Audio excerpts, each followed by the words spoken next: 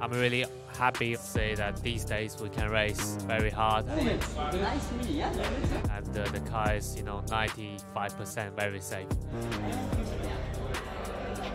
First of all, thank you for being here. It's now nearly 4 weeks after your home Grand Prix. How did you digest everything, and if you think back, what are your memories? There's way too many memories about that special weekend in Shanghai in the Chinese Grand Prix, because I dreamed to be, of course, in Formula One, and I was in Formula One, dreamed to be racing at home. So finally this year this come true, and just the crowd, the atmosphere, the fan who was there supporting me at the trackside, it was just special. And I had an amazing weekend, very sensational moment with mix of feeling, just because you dream to be racing in front of the home, and everyone was just cheering for you. Yeah, that was very special, and of course I'm looking for many more years going back there.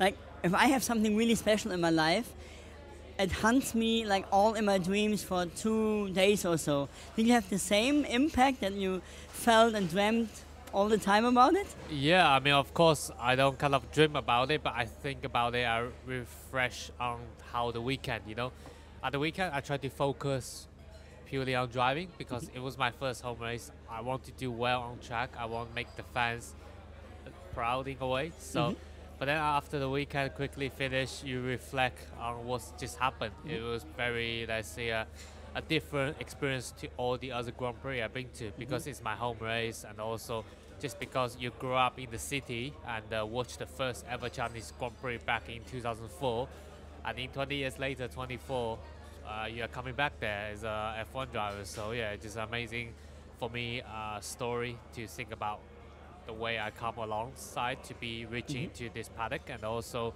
just to see how Formula One motorsports is building up as a background or as a culture back home. It's just very special compared to a few years ago.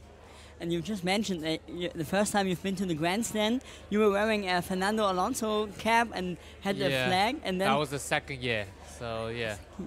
And he was like, how can I imagine? For me, Michael Schumacher was everything, because I'm from Germany, and I know that you love Fernando. Take me maybe back to your youth. How was it when you first came in contact with Fernando and F1? Yeah, I mean, first year, of course, when I watched, I didn't have anyone, because I didn't know F1.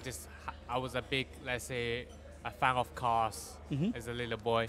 And then quickly I started to follow the season during 2004. So I became a Alonso fan, and then the way I look at back in the day is because, back in the day was Michael Schumacher was one of the greatest driver, and he was like a rookie just coming to Formula One. And he was the guy, or the only one at that stage, and Kimi together, who was able to beat Michael, and he took away 2 of the championship out of Michael. So I just feel like he was some guy that's very special, and to do that as a very young driver just coming to Formula One is not easy. So yeah, I became his fan, and now we're still racing together. So it's a great feeling. When did you tell him, like when you first met him in the paddock, and then you said like, I always admired you so much? Yeah, he knew this since many years ago, because we met already before when he was with Ferrari. I was with Ferrari Driver Academy, so I think that was 2015-ish, 14. He know that, and then 4 years ago, I was with Alpine Academy. He was Alpine driver, so we had a lot of testing days together. So he knew exactly the story. Also, my first ever painted helmet, a non-white helmet, was actually a copy of his F1 helmet at the time. And like, we're now here in Imola. Senna is the big topic. Do you have any memories in terms of also idols? Because a lot of you drivers mention Ayrton Senna as your idol. You were born in 1999, so 5 years after he unfortunately left us. But do you have any memories regarding Ayrton? For me, like my all-time, let's say my Formula One idol is kind of Alonso, because I am from this generation. Unfortunately, I missed when Senna was racing. I wasn't able to watch his race, but I read a lot of story. I look a lot of race he has done. It's just very incredible. I think it's the one of the one. There's no other driver has the same personality as Senna. Being so fast, so competitive, and also every lap I think he never take a break. You know, he's always pushing at 100% of his tire, his car every single laps. And yeah, it's great, of course, come to Imola and with his anniversary as well. And in general, I think it's a track very iconic, historic, also, of course, because of Senna. So yeah, really happy to be here, and I hope that you know, his family will enjoy all these moments together, because for sure he is one of, you know, which is missed in Formula One paddock, and he's very, you know, a special world champion. And as we just mentioned, also like historic, connected to Ayrton Senna. He was also one of the greatest battles of Michael Schumacher against Alonso. So this is how the circle also closes in a way. Yeah. You are in Imola, not for the first time, but what was your memory when you first came here? Can you remember that? Yeah, I was first time here. I was in F4, so 2006, 15, I think so, or yeah, something like that. And I just really love the concept of the track, because it's kind of an old school track. But then with the curb, now it's better for these cars now. But then also all the chicane is really important to get it right and to be in the perfect flow in your qualify lap.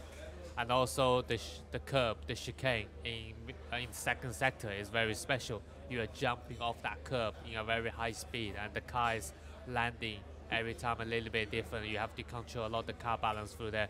So I think it's a very technical track with a lot of fun driving around. And also, like, I think Senna has a great legacy. Imola has a great legacy, but it was also a great tragedy. When was the first time you heard about it, and what are your thoughts about it? Honestly, I knew, you know, how Imola, how Senna was, all the story already before I arrived here. So when I was in go-kart, like a little kid growing up, I already heard a lot of story about Senna, of course, because I was able to watch Alonso or Michael through my generation from my growing, but I wasn't able to watch Senna. But then I have a lot less older drivers or the mechanics who was helping me, you know, share a lot of story, and I start to, you know, looking through a lot of his, let's say, memorable races and his, you know, performance in the past, and it's just very, for me, it's very special, and it's definitely one of the best, if not the best driver ever. And yeah, it's great to be coming here. Great to have Imola still on the calendar. It's a place we love to come. After the tragedy of Senna, a lot of things happened in terms of safety. What kind of impact does it also have right now in 2024 cars, or also for yourself, for all the other drivers? Yeah, I think every generation cars or every cars is being building up or improving a lot of the safety, and every time you have a massive impact, unfortunately, and then it's where you start to understand which kind of area of the chassis, of the concept of the car you need to improve to make it more safe. And also many year generation, you know, Senna, even Juice, Bianchi, all this crash, implement a lot of, let's say, different topics and of how safety can really influence improving and make us very freedom to race in the best position, best aggressive way as possible. So I'm really happy or honored to say that these days we can race very hard, and the car is, you know, 95% very safe. And how much of feedback do you give as a driver? As you said, if something happens, or also if you maybe see something in another accident, does the FIA listen to you guys? Yeah, it's quite actually good communication recent years. I mean, the drivers, we have a GPDA group, which is a bunch of group of all the drivers. They are taking care of all this, you know, future of Formula One, also what's happening right now. So even when we go to a track, if you probably see it quite often, like we do maybe Friday night change on a white line, the width of the curb, or taking off one bollard, this big sausage curb. So I think all this is very important to have the feedback of the driver, because we are the guy who drive the car, and the FI is listening to it, which is good. But like, if you would suggest right now one particular thing where you say, okay, there we should adjust something, is there anything in your mind that you say, okay, we should improve? Right now, nothing really, you know, regarding to the car. I think the car is well enough in terms of safety, and of course, some track we go to may be a little bit too narrow for the car. For example, Monaco, it feels for this generation car is too wide, you know. So for a racing perspective, it's quite boring because everybody can't really overtake. But then, yeah, in terms of course, curbs is so many tracks, and I'm sure every track can still improve there and that. But it's a very easy one, I think, to adjust. Okay. And like in general, there are some people outside like saying, "Well, F1 got so boring, no more big accidents or whatever." What do you say to those people?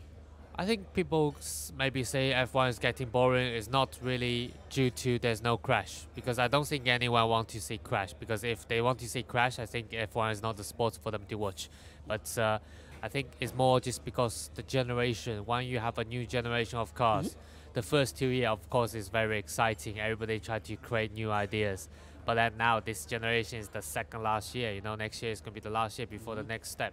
Of course, when everybody, you know, starting to be where they are now, they kind of starting to maybe stop development or stop putting too much effort, because for them it's more important to have the next generation car right. So, and also it's normal when the top 5 teams who can get it right, they will be there. Thank you. That Thank was you. my interview, and good luck for the weekend. Thank you. Thanks.